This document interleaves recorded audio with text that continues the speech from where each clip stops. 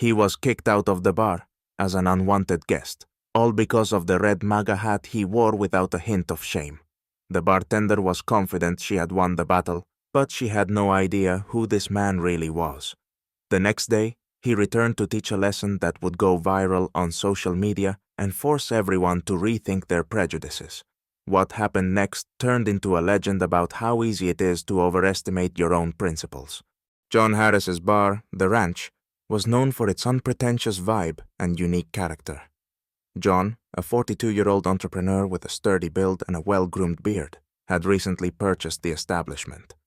As a man of principles and a passion for business, he wanted to ensure his customers felt at home. But today, he wasn't concerned with finances or reports. He had come incognito to observe his staff's performance from the inside. Dressed in his favorite jeans, a plaid shirt, and a bright red hat with the letters MAGA, John knew the cap irritated some people, but to him it symbolized his beliefs.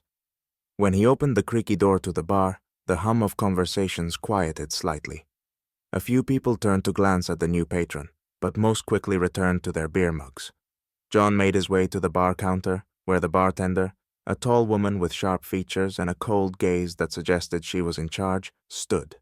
Her name was Cindy, and she ran the bar like a battleship. Cindy glanced quickly at John, her gaze freezing on his hat. Her lips curled as if she'd seen something disgusting. "Good evening," John said cheerfully, nodding to her. "May I see the menu?" Cindy crossed her arms, her stare sharp as a knife. "We don't have room for political statements here," she said with a venomous smile. John raised an eyebrow, not hiding his surprise. "Excuse me? What do you mean?" "That hat," she said, pointing at his head as if he were wearing a sign with an offensive slogan. "Take it off or leave." The buzz of conversation stopped. The entire bar fell silent, and the customers began sneaking glances at the scene unfolding at the counter. John, maintaining his composure, took off the hat and studied it with a faintly ironic smile. "I see," he said, putting it back on. "Are you sure about that?" "Absolutely," Cindy replied curtly, nodding toward the door. "We don't tolerate provocations."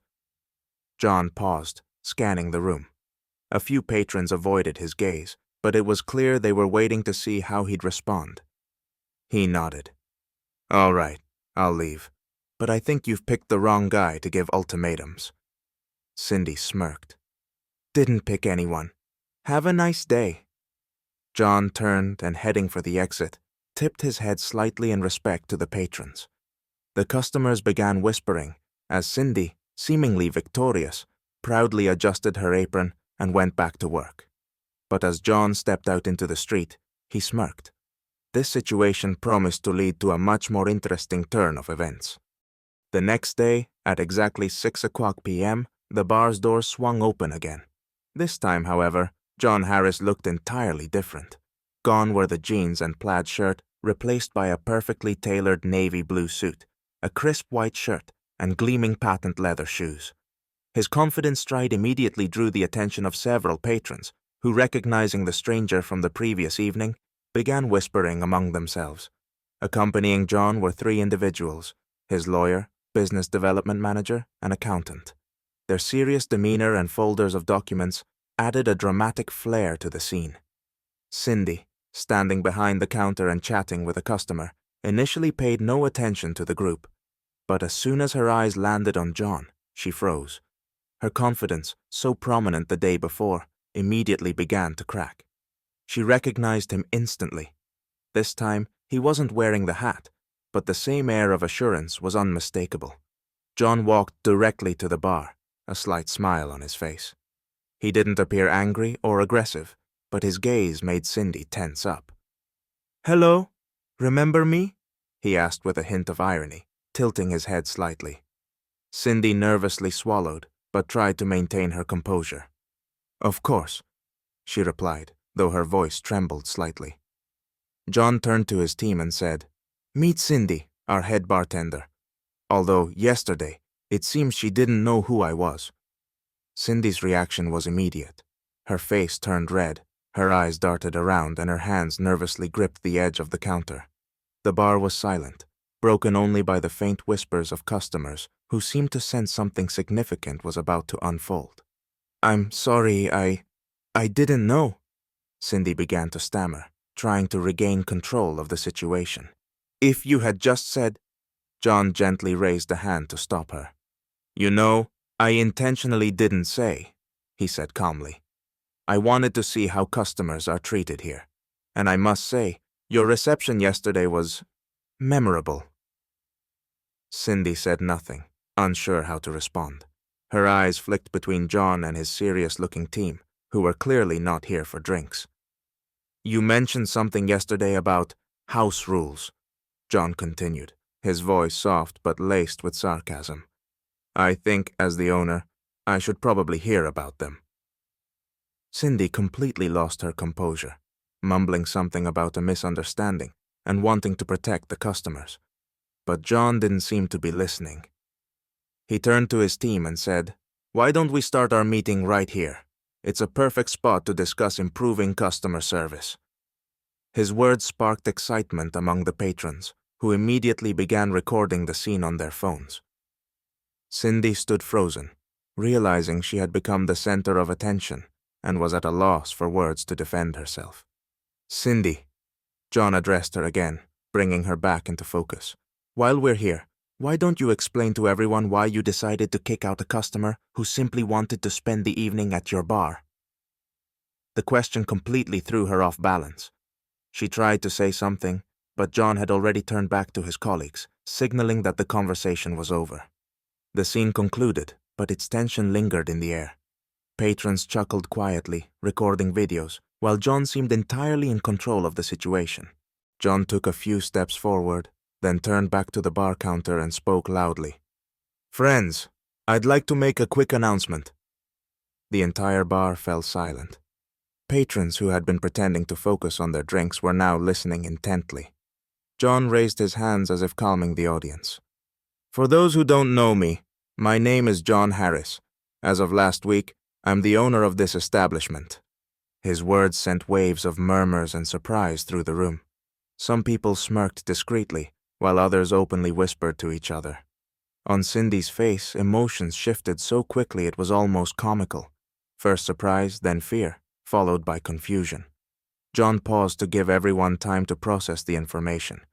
Then his gaze, laced with irony, landed squarely on Cindy. "Cindy, your actions yesterday made my visit here unforgettable. And since you seem so intent on maintaining order here, why don't you explain to everyone why you decided to kick out a customer based solely on their appearance?" Cindy tried to speak, but the words caught in her throat. She nervously glanced at the patrons, who were now waiting for her explanation, like an audience at a play. I just wanted—" she began, but her voice was weak and shaky. John, maintaining his calm demeanor, nodded slightly, encouraging her to continue. "Yes, go on. It's important to understand how you see your role in this bar." "I didn't know who you were," she blurted out, her voice louder now, as if that would somehow justify her actions. John smiled faintly, but there was seriousness in his eyes. "Exactly. You didn't know. And that, Cindy, is the real problem. This bar exists to serve people, not to judge them."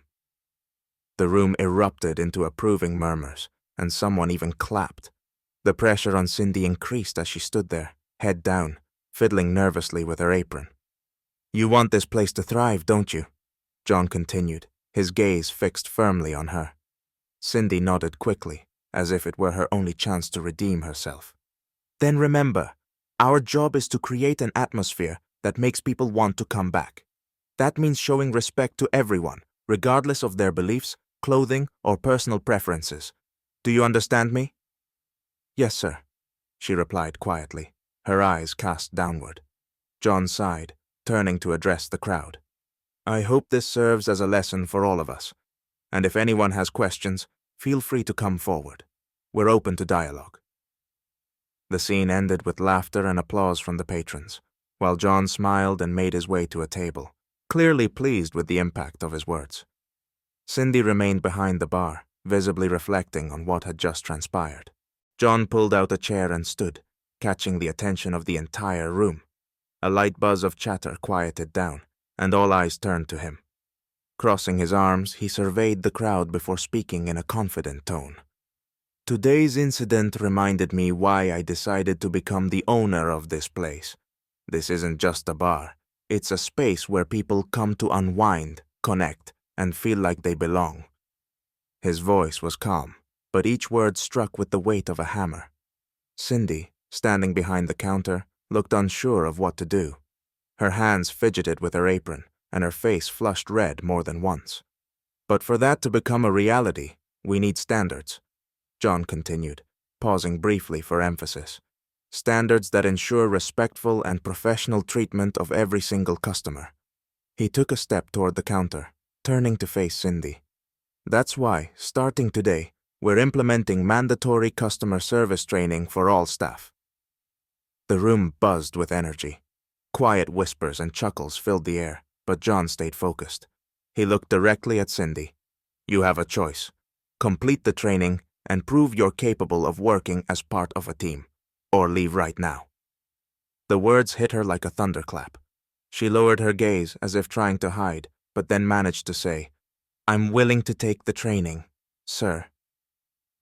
John nodded, his face showing no triumph, just calm resolve. I hope you learn from this. And let's be honest, Cindy, I'm not your enemy. I'm here to ensure everyone feels comfortable here.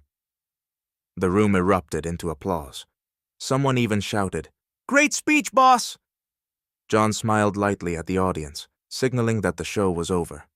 Cindy, with her cheeks burning red, quickly retreated to the back room, eager to escape the spotlight. The next day, the story spread like wildfire across social media. Patrons who had filmed the incident on their phones began posting videos with captions like, Bar owner teaches biased bartender a lesson. And way to go, John Harris. The response was swift. People shared the videos, left comments, and praised John for his calm demeanor and principled stance.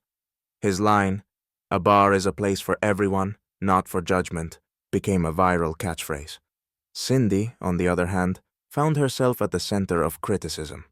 Her name appeared in countless comments, accompanied by ridicule and condemnation. She became a prime example of how bias can ruin a reputation. John became a local celebrity. People flocked to the bar, eager to meet the man who wasn't afraid to stand up for fairness and show that justice could be served with style. As for Cindy, well, she completed the training and seemed to have rethought her approach to her job. The bar thrived with new energy, and John was once again reminded that sometimes all it takes for big changes is one bright red MAGA hat and the right way of handling a situation.